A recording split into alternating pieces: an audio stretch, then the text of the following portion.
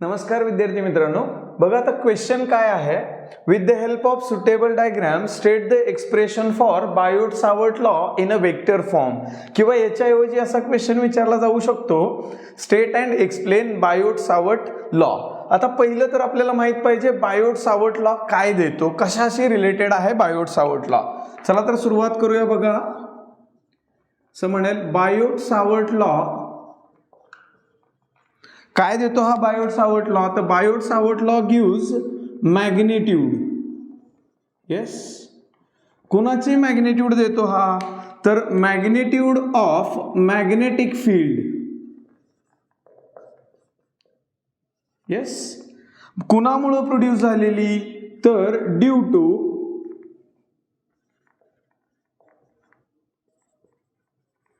Small current filament. Small current filament याला असंच म्हटलं जातं, इलेमेंट पण म्हटलं जातं, स्मॉल करंट इलेमेंट. सिंपली हे लक्षात ठेवायचे, small current carrying conductor. Yes, मग परत एकदा बघूया बायोट-सावर्ट लॉ काय देतो, तर मॅग्निट्यूड. कुणाची मॅग्निट्यूड देतो, मॅग्नेटिक फील्डची. कुणामुळे प्रोड्यूस झालेली, तर स्मॉल करंट फिलामेंटमुळे. मग मी इथं असं म्हणेल स्मॉल करंट फिलामेंट म्हणजे जो कंडक्टर आहे ज्याची लेंथ स्मॉल आहे, मग तो कंडक्टर मी अज्युम करतो DL. मग जर करंट फिलामेंट स्मॉल आहे तर प्रोड्यूस होणारी मॅग्नेट्यूड आहे मॅग्नेटिक फील्डची, ती मॅग्नेटिक फील्ड पण कशी असली पाहिजे, तर स्मॉल असली पाहिजे. आणि we know that magnetic field is a vector quantity. फक्त बायोट-सावर्ट लॉ आपल्याला काय देतो, मॅग्नेट्यूड. याच्या डायरेक्शन बद्दल आपण नंतर बोलणार आहोत. येस, मग बघा आता याचं आपल्याला काय शिकायचं, तर स्टेटमेंट शिकायचे. जर बायोट-सावर्ट लॉचं स्टेटमेंट शिकण्यासाठी मी असं म्हणेल, इथे एक करंट कॅरिंग कंडक्टर आहे. आपण असं म्हणूया याच्यामधनं I एम्पियर करंट फ्लो होतोय. येस, पण मला एवढं कळतं बायोट-सावर्ट लॉ मला काय देतो, मॅग्नेट्यूड. कुणाची, मॅग्नेटिक फील्डची. कुणामुळे प्रोड्यूस झालेल्या, तर स्मॉल करंट फिलामेंटमुळं. म्हणजे या कंडक्टरवरती मला एक स्मॉल करंट फिलामेंट डिसाईड करावं लागेल, घ्यावा लागेल. बरोबर, मी असं म्हणतो हा स्मॉल करंट फिलामेंट आहे ज्याची लेंथ आहे DL आणि त्याच्यावरती मी बार देतो. बार हा याच्यावरचा बार सांगतोय करंटची डायरेक्शन, याच्यामधून पास होणारा करंट. येस, आता हा स्मॉल करंट फिलामेंट आहे म्हणजे छोटा कंडक्टर आहे, याच्यामधून I एम्पियर करंट प्रोड्यूस होतो. ऑर्स्टेडच्या सांगण्यानुसार करंट कॅरिंग कंडक्टर स्वतःभोवती काय प्रोड्यूस करतो, मॅग्नेटिक फील्ड. मग याच्यामुळं प्रोड्यूस होणारी एखाद्या पॉइंट पाशी आपल्याला मॅग्नेटिक फील्ड फाइंड आउट करायचे. मी असं म्हणतो हा P आहे, तो डिझायर्ड पॉइंट आहे at which we have to find out the magnitude of magnetic field produced due to that DL. म्हणजे स्मॉल करंट फिलामेंटमुळे प्रोड्यूस होणारी मॅग्नेटिक फील्ड. मी असं म्हणेल आता हे दोघं आपण जोडूया. येस, बघा आता इथपासून इथपर्यंत हे मी जोडले, याच्यामधला अंतर आहे ते मी म्हटलं R एवढं अंतर आहे. येस, आता बायोट-सावर्ट लॉचं स्टेटमेंट काय सांगतं, तर बायोट-सावर्ट लॉ स्टेट्स दॅट, बघा पहिला वाला पार्ट काय सांगतं. Yes, Biot-Savart law states that magnitude of magnetic field produced due to the small current filament is magnitude of a magnetic field produced due to small current filament. आता current filament small आहे म्हणजे magnetic field पण कशी असली पाहिजे, small.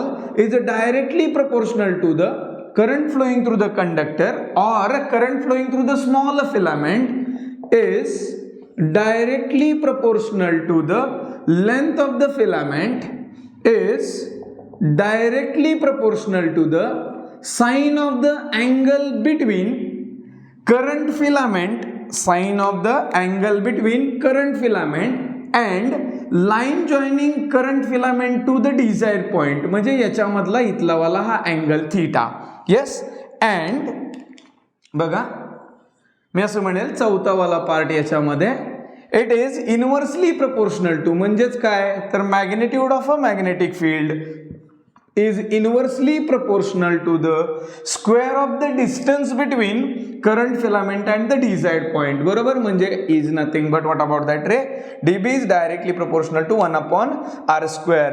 बघा आता हा डिझायर पॉइंट म्हणतोय म्हणजे कसला वाला पॉइंट, तर ज्या ठिकाणी आपल्याला याच्यामुळे प्रोड्यूस होणारी काय पाहिजे, मॅग्नेटिक फील्ड पाहिजे. चला बायोट-सावर्ट लॉचं स्टेटमेंट परत एकदा मी रिपीट करतो. Yes, Biot-Savart law states that magnitude of magnetic field produced due to the small current filament is directly proportional to the current flowing through the filament is directly proportional to the length of the current filament is directly proportional to the sine of the angle between current filament and line joining current filament to the desired point.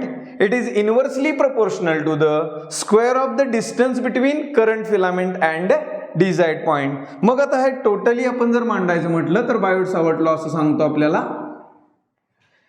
magnitude of magnetic field produced due to the small current filament is directly proportional to the current is directly proportional to the length of the filament and is directly proportional to the sine of the angle between current filament and the line joining current filament to the desired point. It is inversely proportional to what about that ray, square of the distance between them. बरोबर, म्हणजेच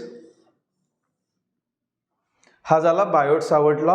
इथं कुठलं वाला sign आहे, proportionality sign आहे, म्हणजे मी असं म्हणू शकतो here it nothing but dB which is equals to k into I dl sine of a theta and divided by काय रे, आर स्क्वेअर.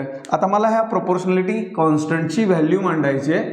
त्याची व्हॅल्यू असते म्यू नॉट डिवायडेड बाय 4 पाय. आणि हा म्यू नॉट म्हणजे काय, तर म्यू नॉट म्हणजे परमिएबिलिटी ऑफ अ एअर और the permeability of a vacuum. Therefore we can say that dB is equals to काय म्हणलं पाहिजे, mu naught into I dl sine of a theta and divided by मी म्हटलं पाहिजे 4 pi काय रे, R square. Now this is nothing but magnitude of magnetic field produced due to the small current filament and this is the statement of the Biot-Savart law. बघा आता मला हे कळतं मॅग्नेटिक फील्ड ही वेक्टर क्वांटिटी आहे आणि आपल्याला त्याची फक्त बायोट-सावर्ट लॉ नी काय दिली आहे, तर बायोट-सावर्ट लॉ नुसार आपल्याला फक्त त्याची मॅग्नेट्यूड भेटली आहे. आपल्याला त्याची डायरेक्शन दाखवायची म्हणजे त्याचा कसला वाला फॉर्म मांडायचा आहे, तर वेक्टर फॉर्म मांडायचा आहे. बघा आता मी इकडचा पार्ट रफ करतो, सगळ्यांचं लक्ष इकडे असू द्या. वेक्टर फॉर्म मांडण्यासाठी मी असं म्हणतो बघा, इथं हा वाला जो वेक्टर आहे त्या वेक्टरला मी असं म्हणेल dl बार आहे. इट इज नथिंग बट हे बघा डायरेक्शन दाखवण्यासाठी मी इथं असं म्हणेल हा dl बार आहे आणि हा आपला p वाला पॉइंट आहे, डिझायर्ड पॉइंट. आणि इथून इथपर्यंत जी लाईन आहे, येस हा पॉइंट मी p पॉइंट इथं म्हणतो. इथून इथपर्यंत r आहे. मी असं म्हणेल इकडून इकडं जाणारा जर मी वेक्टर बनवला तर इथं काय असला पाहिजे, r बार असला पाहिजे. म्हणजे आता माझ्या लक्षात येते तिथला वाला जो थीटा आहे तो इथं आहे, dl मी दाखवला याच्यामध्ये, इथून इथपर्यंत r बार दाखवला आणि याच्यामध्ये थीटा दाखवला. येस, इथं सर्वांचं लक्ष असू द्या. बघा या फॉर्म्युल्यामध्ये आपल्याकडे आलंय काय रे, साइन थीटा. आणि साइन थीटा आलाय म्हणजे मला कळतंय कोणाचा तरी तिथे काय असू शकतो, तर क्रॉस प्रोडक्ट असू शकतो. मग मी मांडून बघतो बघा, dl bar cross product with what रे, आर बार.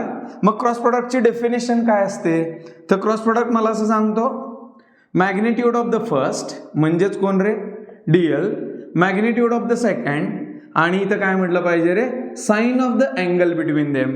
आणि इथं येतो परपेंडिक्युलर युनिट वेक्टर. परपेंडिक्युलर काय रे, युनिट वेक्टर. म्हणजे मला जर त्याला वेक्टर फॉर्म मध्ये मांडायचं असेल, dB ला मला वेक्टर फॉर्म मध्ये मांडायचं असेल तर इथं dl आहे, तसा इथं dl आहे, इथं साइन थिटा आहे, इथं साइन थिटा आहे, इथं एक्स्ट्रावाला कोणाची गरज आहे, तर r ची गरज आहे. मग मी असं म्हणेल बघा आता, येस इथं मी असं म्हणेल dB, याच्यावरती मी असा बार देईल विच इज इक्वल्स टू, इथं मी असं म्हटलं पाहिजे म्यू नॉट, इथं I ब्रॅकेटमध्ये मी असं म्हणेल dl bar cross product with r बार आणि divided by 4 pi r square आहे इथे.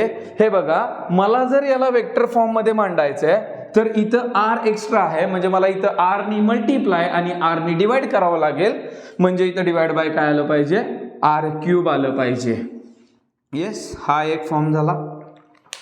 येस, लक्षात येत आहे, हा वेक्टर फॉर्म झाला कुणाचा, तर बायोट-सावर्ट लॉचा. हा वेक्टर फॉर्म आहे. मी आणखी एका पद्धतीने मांडू शकतो या दोघांच्या बाबतीतच. हे बघा याला मी असं म्हणेल इथे हा dl बार आहे, इथं आपण असं म्हणूया p डिझायर पॉइंट आहे, इथून इकडे येणारा वेक्टर काय आहे रे, r बार आहे. मी असं म्हणेल इथं dl bar cross product with मी घेईल r कॅप. r कॅप कोण आहे, तर r कॅप म्हणजे युनिट वेक्टर आहे.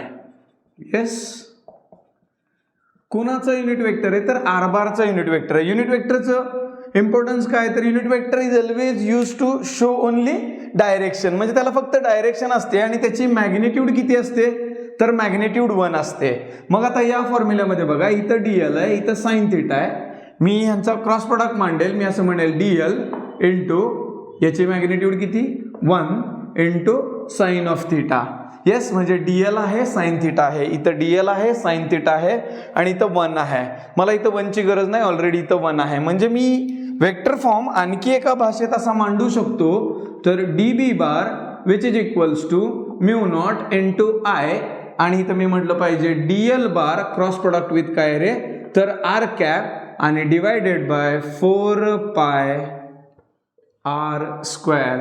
दिस is nothing but another vector form. म्हणजे याचे किती वेक्टर फॉर्म आपण मांडले रे इथे, तर 2 वेक्टर फॉर्म मांडले, हा बाय कन्सिडरिंग आर बार आणि हा by considering r cap. Okay, thank you.